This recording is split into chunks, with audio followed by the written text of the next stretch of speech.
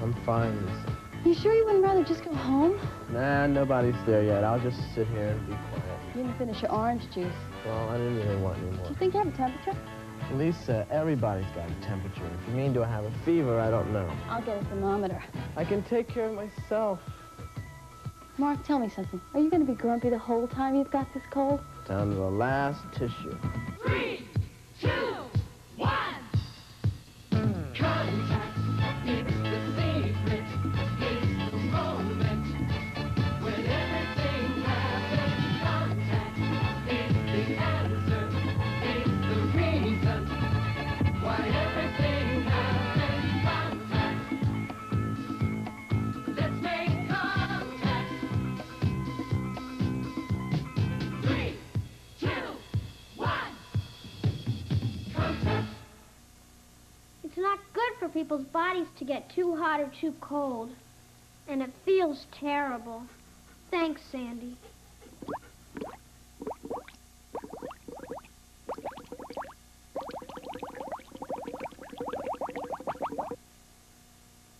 Wait, don't drink that until we've taken your temperature. The juice will cool your mouth off.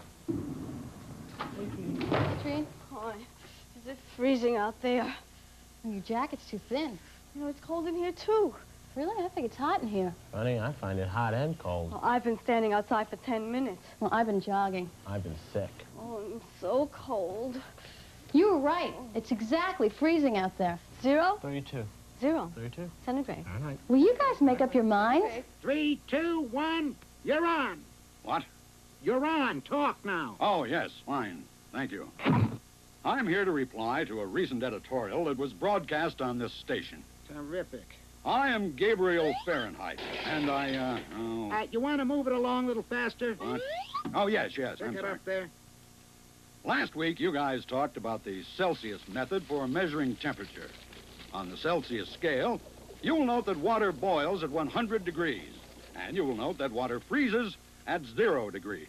So what? So what? Yeah. Yeah. Well, so he could put me out of business, that's so what. I mean, I have a thermometer, too, you know. Oh, yeah? How does it work? Well, like this. Look, I have this tube filled with mercury. So what's in Celsius's thermometer? Well, it's mercury also. Yeah, but your numbers are different. Yes, well, on the Fahrenheit thermometer, water boils at 212 degrees. Why 212, Mr. Fahrenheit? Well, why not? It just worked out that way on my scale. Now, how about freezing? Yeah, how about freezing? There you have it, 32 degrees. Well, let's see. On the Celsius scale, water boils at 100 degrees. Right. On yours, boiling water registers 212 degrees. Correct. And on Celsius's scale, water freezes at 0. Yep. And on yours, it freezes at 32. Absolutely. You know, his seems simpler. You're right, it does. You're out of time. Can I come back tomorrow? Get out. Thank you. Okay, time's up. Uh-huh. You definitely have a fever. Well, what does it say? 99.6 degrees Fahrenheit. Normal is 98.6.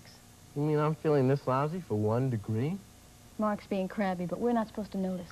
Hey, could we get some more heat in here? Feel my hands. Oh, come on, let's warm these up. Okay. Oh, boy. And guess what this is? Well, it's wet, you can drink it, and it runs hot and cold. That's right, water. And you're not seeing a picture of me. You're seeing a picture of the heat that comes from me, all over me. You need a special kind of camera to see this, and Gene Schultz is the man who has it. What kind of camera is this, Gene? It's an infrared camera, Lisa. It sees temperature differences. Everything gives off infrared at a level equal to its temperature. This camera reads the infrared just like we see daylight. We see different colors, it sees different temperatures and transforms them into a television-like picture. So you mean we have body heat on the surface of our skin? Definitely, yes, and in varying degrees. And that's what we see when we look at this. That's correct. And what is it called? What do you do? Well, I'm a thermographer, and what we do is called thermography. One of the things we have to do is to fill this little container with liquid nitrogen. What is that? It's a very, very cold liquid. It's 320 degrees below zero. Whoa. And it keeps the working part of the camera cold. Woo! So that the only heat it sees is what comes in through the lens. Much the same as in a regular camera, you have to keep all the light out except what comes through the lens. Right. Okay, so then when you take the pictures with this camera, you see heat? Yes, we see the heat that's coming off of everything. Everything gives off heat in infrared rays depending upon how warm or cold it is. For example, the places where you're wearing clothes look to the camera to be cool because you're holding heat in. So you mean when we put clothes on, we're keeping our own body heat in to keep us warmer? That's exactly true. Let me show you what it looks like on my son Charlie. We can see that where his jacket is open and his throat is exposed and his forehead are warm. And the areas that are covered, Charlie, close up the neck of the jacket and we should see him holding the heat in. Yeah. Okay, now open it back up and we can see the heat escaping. Now take off your glasses, Charlie. There, we can see... Yeah, how come where his glasses were? Well, the glasses so were cold? preventing the heat from getting to the camera. Let me show you something neat with your hand. If you'll go over, hold your hand flat against the wall, and we'll look at you in the infrared. Just hold it there for about 10 seconds. Just Go over ahead. there? Yes, go ahead over there. What should I do, just press down? Just press down hard. Okay, that should be plenty long enough. Now come back here, and look what we can see. Oh, right. So then you can tell when someone has been there after they're gone. If they've touched something for some length of time to leave heat, yes, we can. Oh, so that would come in really handy for detective work, huh? Oh, that's right. Let me show you something that the infrared camera can see that our eyes can't. Look at the screen over there. Uh-huh. I think there's someone behind there, and I think it's Charlie. You do, huh? Charlie, is that you? Yes. Okay. I believe you. You can see his image in the infrared. Now, step out, Charlie. There he comes. Well, what else is thermography good for? I mean, it's fun to play with and see different parts of your body warm up and cool down, but there must be some other uses for it. Well, yes, there is. You can look at heat loss in buildings. We look at walls to see whether there are insulation problems and the buildings might be wasting a lot of energy. We can look at a herd of cows, for example, pick the ones that are the warmest and they're probably sick. One time, an escaped convict was found in the woods. No kidding. Yes. How did they do that? Well, he's warmer than the surrounding surfaces. So from a helicopter, they looked down at the woods and picked out the warm body. Wow, that's great. What other kind of things are there that give off heat that we can see with only a thermography camera? Why don't we go in the kitchen and I'll show you. Yeah, okay. Okay, Lisa, you're going to notice in the infrared that when I turn on the cold water, it's going to turn a bluish color. As we go to warm, it should get up into the yellows and oranges. Now, there's something you can't see with your eyes by looking at the faucet, Right. but you can certainly see it in the infrared, can't you? Yeah, this is all dark blue and green. That's the cold water, right? Now, yes, it is. As I go to the warmer water, it should change to oranges and reds. Is it getting there yet? Sure is. Even the whole sink area is turning orange and red. Everything warm really shows up on the screen. If I were to take my finger and write something, it would be like writing with invisible ink. Sure would. Great.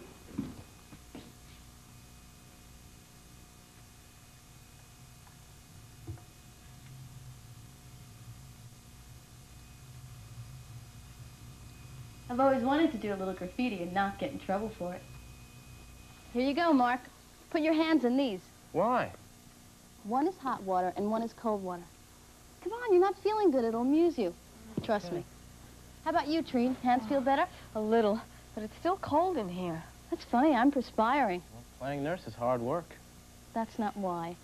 When there's moisture on your skin, it evaporates into the air and cools you off. You know how you feel cold after you come out of a shower until you've dried off? Uh-huh. Well, perspiration is just my body's way of cooling me off after jogging, that's all. You've got a smart body. All mine can do is shiver. Your body's smart, too. It's shivering to warm you up. Yeah? Yeah. Is this still fun? You're having a wonderful time, but it gets better. Perspiring and shivering are two ways our bodies keep our temperature normal. I wish mine would think of something. Okay. What's this for? Now, put both hands in that one. Okay. It's only warm water, Mark. It'll cheer you up. That's really amazing. Yeah? What's it feel like? Oh, you got to try this for yourself. The hand that was in the hot water now feels cool, and the hand that was in the cold water now feels warm. That's really weird, Lisa. Good. Anything to keep you amused. Hey, where are you going? I'm gonna go get you guys something to really take your mind off your temperature troubles. But Lisa... She's gonna drive me crazy, Trini. No, she's not. She's just being kind, and you should be more gracious. Boy, I wonder when I'll thaw out. And why'd you wear such a thin jacket? I know. You're supposed to wear layers of clothing in weather like this. I should have known better. We're climbing in the mountains of Montana. Our base camp is 10,000 feet above sea level, and we can see the snow 1,000 feet higher up the mountain. I'm with Vince Lee, a guide, and his son, Ricky. We've tried to dress for the occasion. I've started with 4 layers of clothing. Vince says that ought to be enough for the surprising temperature changes we'll be going through on our way to the top. You guys notice how the breeze has come up since we've been up here? And it'll cool off. And the reason for that is that in the morning, when the sun comes up, the air is usually quite still, unless there's a storm or something going on. But as the sun warms the air in the valleys, it becomes less dense and it starts rising up the mountain, so you'll typically have a breeze up the mountain in the morning. Then in the afternoon, when the sun starts to go down and the air cools off, it'll do the reverse. It'll roll back down the mountain. We're almost up, I think, now. Main thing about being comfortable in the mountains, because the temperature's changing all the time and the amount of heat your body's generating is changing all the time, is you've got to be able to ventilate yourself well. See, in a pullover sweater like that's tough because you can't unbutton it. You either have to have it on or off. A shirt or something that has a zipper up the front or buttons, you can open it up when you're too warm and then button it right up when you start to get chilled. The differences between being too warm and too cool happen every 2 or 3 minutes, not every 2 or 3 hours.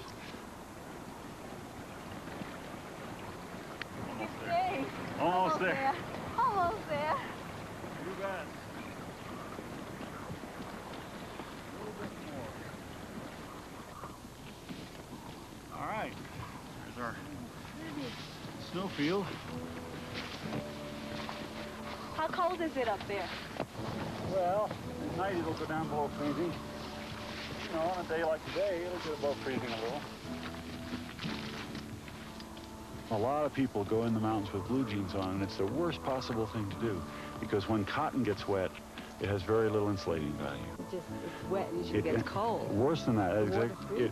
the water freezes and it wicks heat off your body. As the water evaporates, or as the wind blows and evaporates, it cools you off, which is just what you don't want. And wool is almost the perfect material for the mountains, because even when it gets wet, it continues to insulate.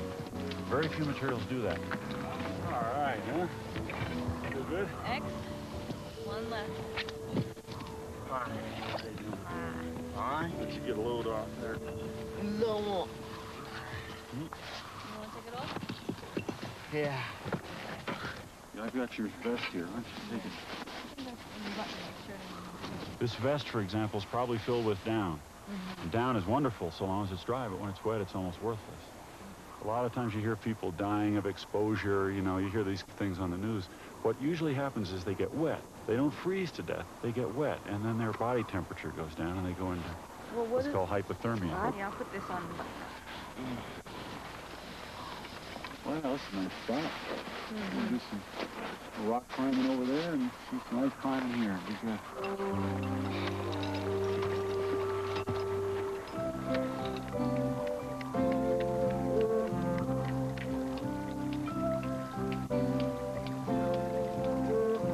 Okay, Trini, your belay is on. Come on up.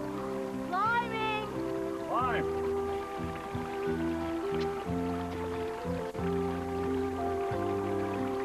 Rick, you pay out the rope to Trini so that it doesn't hold her back and doesn't get snagged behind her. All right. The sun's strong, even though there's all this snow.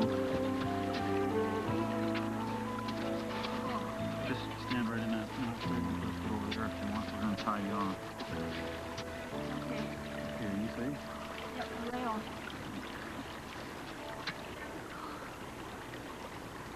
Can I take my jacket off? Yeah, hang on to my head so I'll get straight on.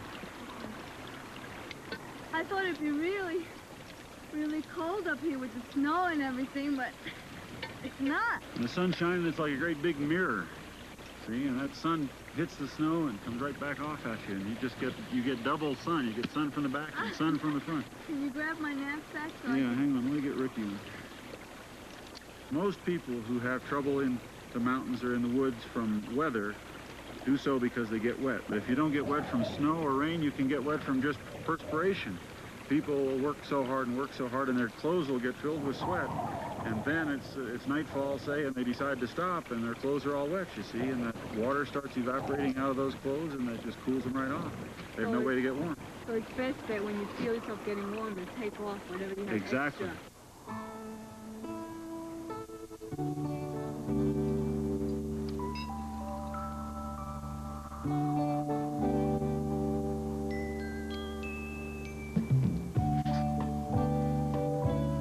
Belay on, Trini.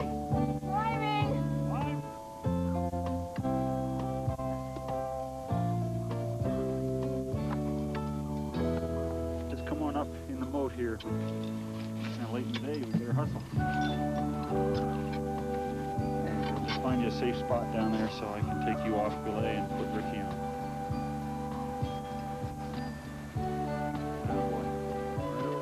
Get a safe plate so I can take you off belay. Okay. All right, are you safe? Yeah. Your belay is off. Okay, you guys sit tight. Gloves. Take off your crampons. We're gonna do some rock climbing now. Get to the top of this thing and try to get off before you start on it, okay?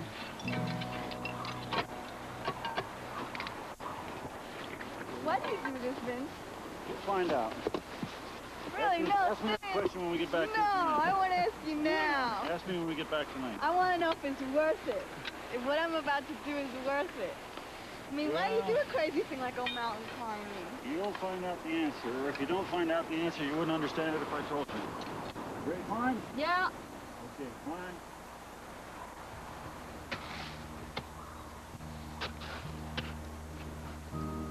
Hold on to the rope now. Hold on to the rock. Okay. If you pull on the rope, then I can't keep it tight on your waist. Okay. And you want it tight because that's what's going to keep you from falling if you slip.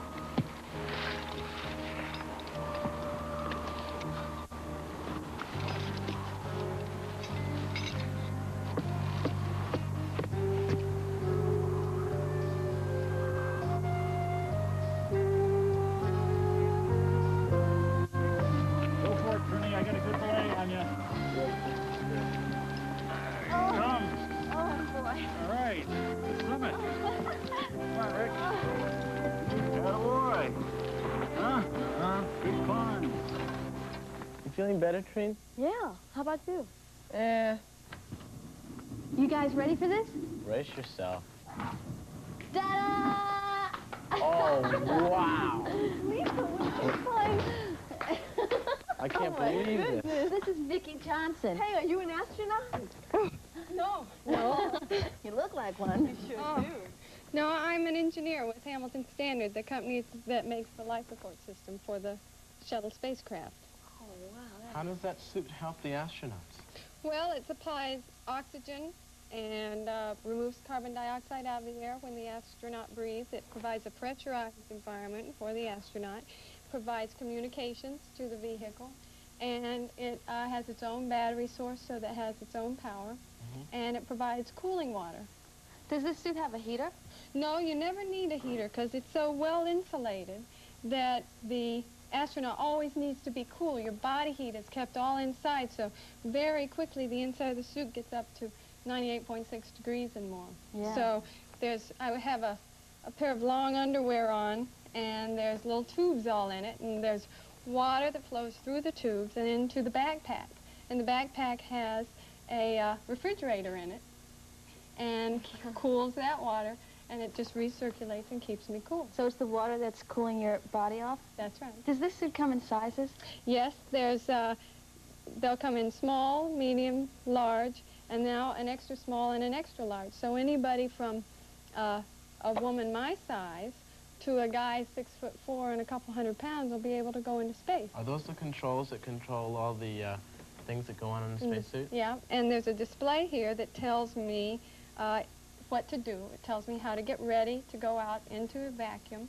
It tells me if I have a problem, and then it tells me what to do about the problem. This suit will be used over and over and over for 15 years. It's like the shuttle vehicle. Being able to reuse the equipment that's been built is just a tremendous savings ultimately. Yeah. What do they do with the vehicles? I know they have vehicles that they had on the moon and stuff like that. Is it the same kind of system that's in the spacesuit? For cooling? For cooling? In the vehicles, typically, basically, yes. They have air conditioners. They have big cartridges that remove the carbon dioxide from the air. But just like the suit, the spacecraft doesn't need any heating, because there's electronics that are warming, motors and people, and they're all producing a lot of heat, and there's not that much heat loss, so you always have to cool. Oh, I see. Had you always been interested in space? And Well, not really. You know, I was always interested in math and science, but only because those were the things that came easy to me. And my interest in space has blossomed really since I got out of school and went to work in the field. What's it like being a woman engineer? Well, it's, there aren't a lot of women engineers around. You don't have too many people to go to lunch with sometimes, but... Either that or too many. No, either that or too many. Whoa.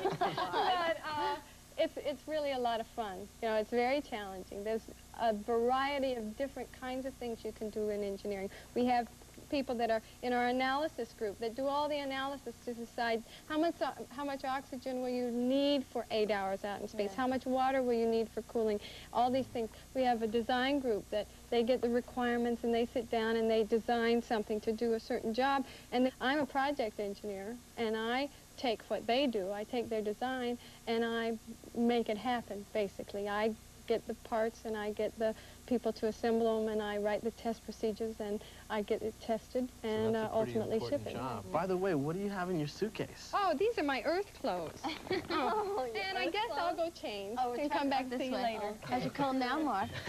What cold?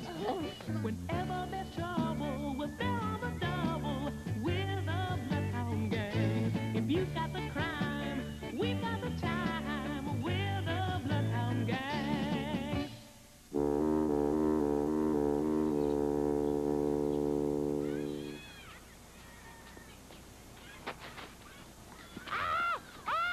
Stop! Steve! Bloodhound Detective Agency, I'll catch him!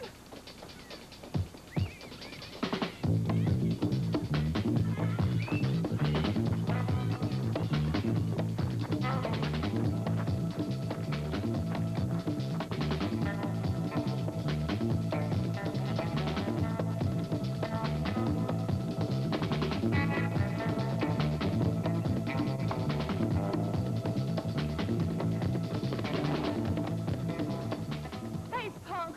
Ripping off an old lady, that sure took guts.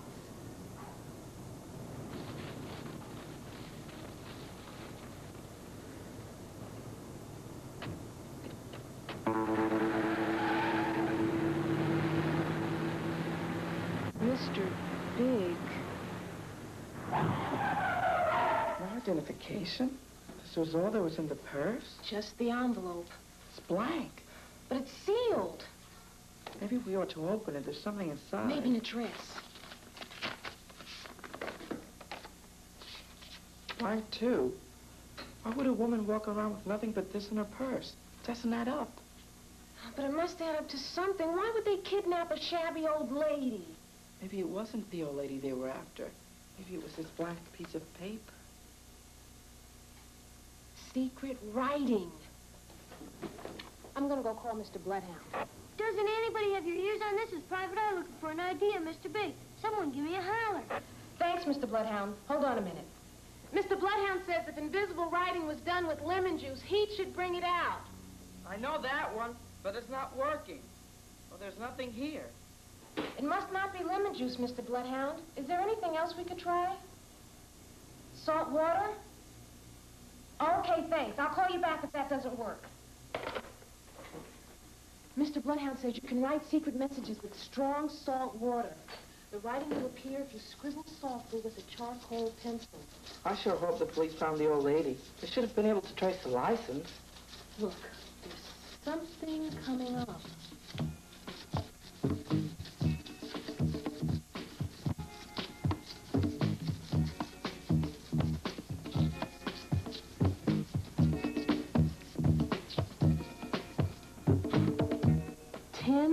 S.E.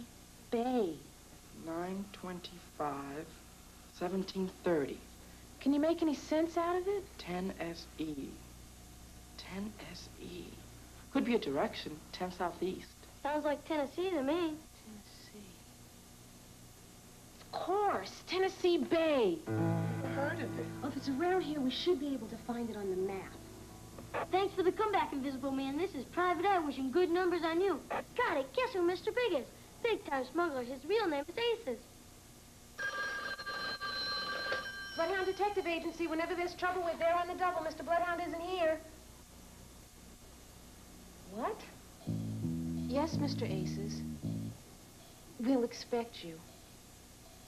Mr. Big, in person? He claims to be the old lady's nephew. He's coming right over for the purse. Quick, let's seal another piece of paper in the envelope.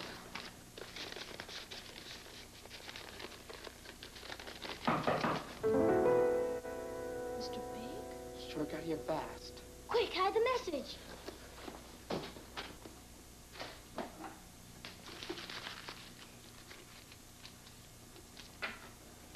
Well, here you are, my dear. What a courageous young lady. But, I'm Mrs. Frimple. I see you recovered my purse from that scamp. But you were kidnapped. Me? My stars, where did I give you that idea? But I saw you. Oh, you want to kidnap me? No, my dear. Mrs. Frimple is fine. Never better. Oh, thank you, my dear. All of you.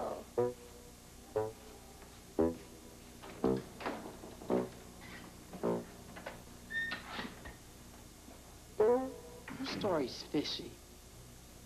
Wait till she discovers you slipped her a blank piece of paper. Does Mrs. Frimple know more than she's telling? Find out tomorrow in the conclusion of The Case of the Secret Message.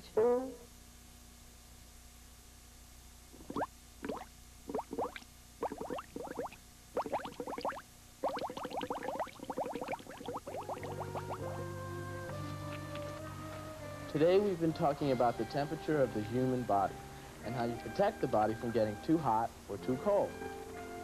Hope you're feeling better, Mark. Oh, I am. Oh, bye-bye. You're really feeling better? Oh, much. She really helped me to get my mind off the stupid cold. I think my fever's going, too. That's great. So then we're all back to normal. 98.6. Oh. Uh-oh. Listen, I'll make you a cup of tea. Liquids are the best thing when you're coming down with a cold.